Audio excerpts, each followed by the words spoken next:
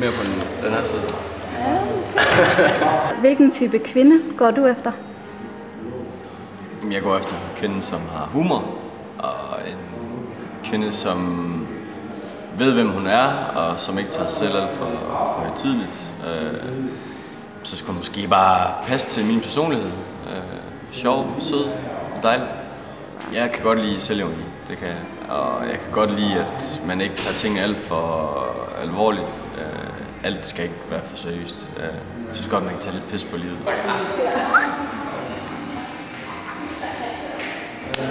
Hvad skal jeg gøre for at score dig?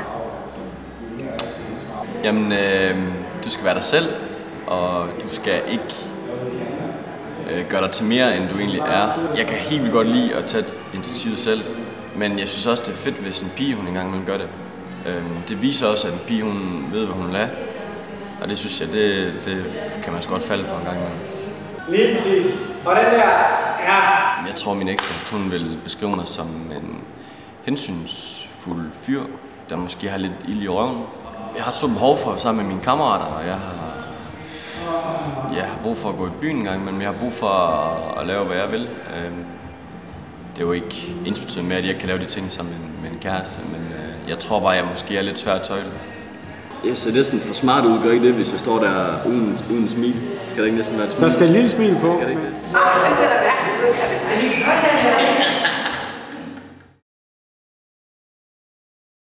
ud. Ud af male byen.